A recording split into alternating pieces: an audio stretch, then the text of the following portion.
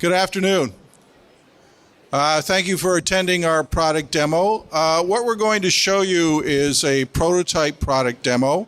This is a live demonstration of KASPAR, who is a robot developed for working with children on the autism spectrum. KASPAR was originally developed at the University of Hertfordshire in England, and Dr. Ben Roberts from the University of Hertfordshire's Adaptive Systems Research Group is going to join me in presenting KASPAR to you today.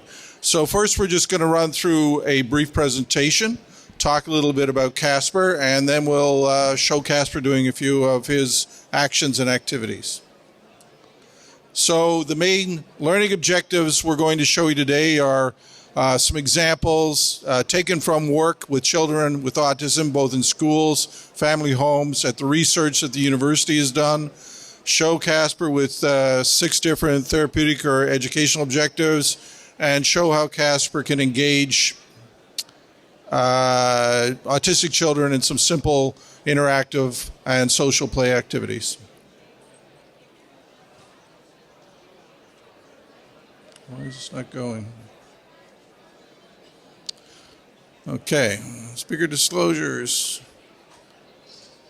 All right, Ben, I'll let you take it from there. Thank you. Okay, so KASPAR, we call it minimally expressive robot for robot-assisted therapy, and you will ask why KASPAR? Why do we need robots in our therapy with children with autism? So we have to remember the context is children with autism.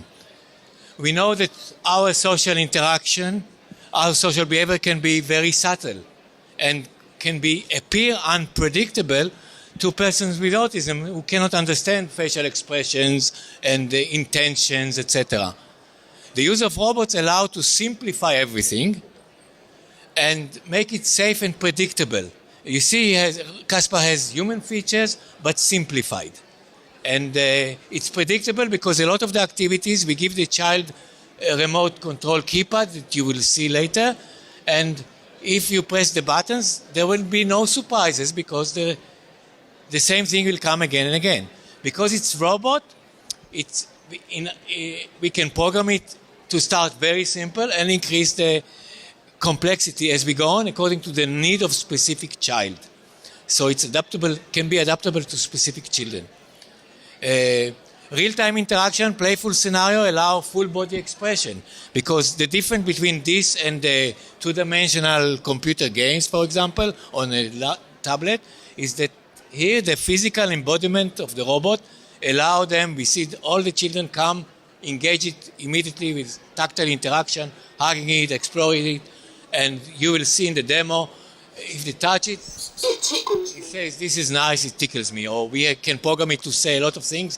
It can give feedback, encourage certain tactile behavior, and discourage other tactile behavior. It can, if the children hit it, it can say, ouch, you are hurting me. So there is a lot of the fact that it's embodied real-time interaction, and we create playful scenarios, allow full body expression for the children and exploration as such. Important, we use the robot as a tool. It's not to replace human interaction. This is a very important point. It's not to have autonomous robot, put the child in front of the robot and forget about it. On the contrary, we say that KASPAR is a social mediator with the idea to encourage interaction with other people, with other children, with other adults. How you... Okay. So, never mind. It's okay. We have quite a few case study examples of how the robot allow, with this simple keypad, for example, giving it to the children, they have opportunity to manage collaborative play with other children. We do basic imitation and turn-taking games. When one child controls the robot, the other child do imitation. So they themselves have the opportunity to manage collaborative play, and we see it often in our studies. So that's one example. promote body awareness and sense of self because of having human features simplified so they feel safe to explore. But I have been in exhibitions like this many times. A child in the hand of a father explore the face of the robot, explore the mouth, and then explore himself, and then look at the father and explore the father. So through the mediation, start with the robot, his interest in the robot, it start to transfer this knowledge to himself and to the people around him. So this is the mediation of the robot. Help to break isolation. I've seen cases when, and we showed it earlier in the talk with the video clips, where children that normally do not interact with others, because of their interest in the robot, they tolerate games, for example, with other children. So they start to interact with other children. I had an example of a child that was not interacting with anyone and never used speech, start to speak. And that was amazing, actually, to see the response of the parents for that.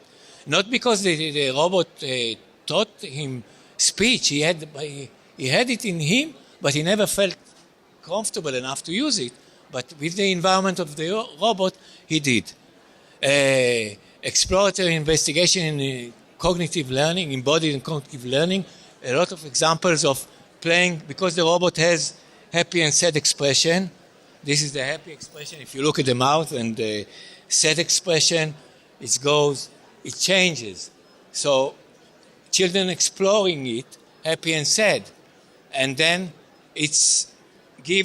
I had examples of children that are outside the context of the robot, at the school with the teacher or at home with the parents. The mother said it's the first time she had this communication with the child when he started to say, "Oh, I'm happy," or "Mommy is happy." And this is more important than interaction with the robot. The fact that it's able to transfer to day-to-day activity. That's why we collect all this data, because just interacting with the robot, it's nice. They have a nice a new toy, clever toy, but more important to see how and if and how it can transfer to day-to-day life, basically. And we have examples of that. Other examples, visual perspective taking. We have games with animals that we allow. Children with autism have visual perspective, speaks about the understanding of other people's perspective of the world. It's not necessarily the same as yours, because people with autism think if they see something, that's how everyone else sees it. And in the more advanced part of visual perspective taking, if two people look at the same object, they might see different things. You see this part, I see this part, which is different. We have, for example, cubes with animals, pictures on them, and the robot asks to see the elephant. So the child needs to look at the cube. Where is the elephant? Oh, he found an elephant. He needs to know that he needs to turn it around for the robot to see the elephant whilst he sees another picture. And this is difficult. Some children find it, oh, this is the elephant, go like that. And they need to learn that it's... So this is help on visual perspective taking. And complement the work in the classroom, we develop a lot of games according to what they do in the classroom. For one small example, in this nursery school, they had the children singing songs in the end of the session. Some children participate, some not. We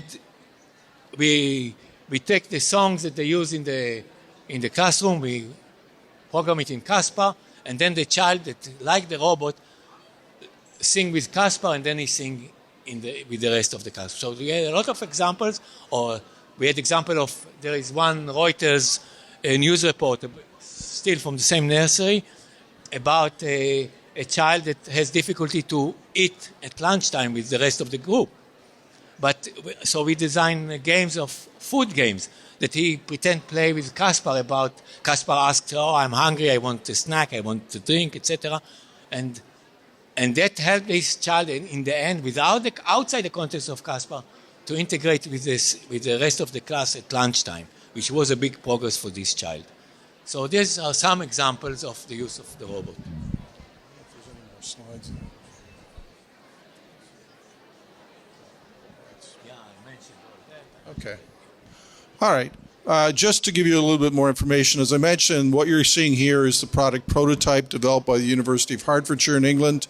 CompuSalt is now basically creating a new commercial version of KASPAR, which we hope to have on the market by April of this year. And it's going to be suitable for teachers working in the classroom with children with autism, as well as caregivers and parents working at home with children.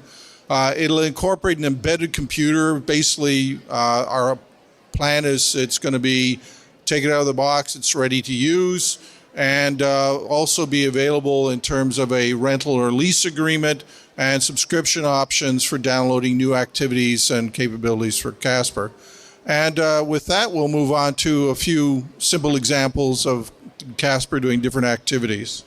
And So, I mean, we already showed, I mean, he has some, at the moment, he has some sensors in the hand, for example. So when we teach body parts, This is my hand. he says, this is my hand, for example.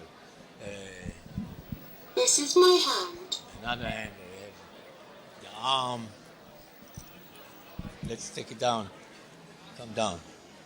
Or, as I said before, This is nice. this is It nice, tickles tickle me. me. But if they are rough about it, Ouch. You're hurting me. ouch, you're hurting me. And he changed the expression. Other examples, I mean, it's very easy to change games because we have, This is my hand. yeah, I know this is your hand. Why you say it again? Games of food maybe, or songs, I don't know. I heard it so many times, I can't. If you're happy and you know it, clap your hands. Yeah, clap your hand, touch your nose, or You know whatever. it, clap your Okay.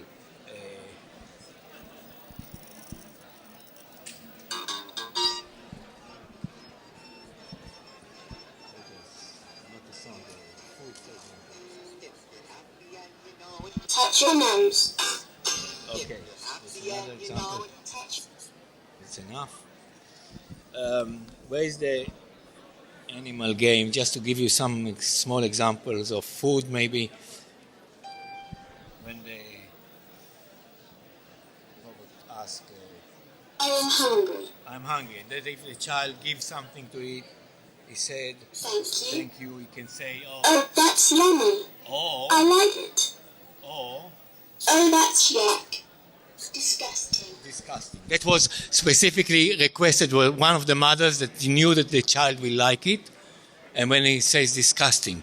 So that was entry point to this child to calm his behavior during dinner time. And they put actually, because we had robots on loan to families, and this is what part of the BBC documentary program that followed the family for the whole month at home.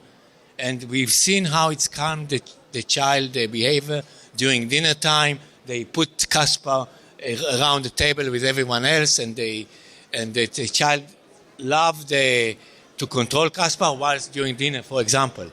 That was one of the examples. So we have plenty of games, plenty of, and very easy to change from game to game. And it's very easy to get ideas from the teacher or from the parents, and to upgrade to modulate to make it's modular enough to adapt to the needs of specific child, basically. Okay. so any questions now? We're coming to the close of our presentation. Any questions? Anybody? I don't know. No, you don't need it. You're welcome to come. Yes. Well, KASPAR will be at the CompuSalt booth. If you would like to see some more specific things or have any questions you'd like answered, please come by the booth. We'd be more than happy to talk to you about KASPAR. Thank you for your time.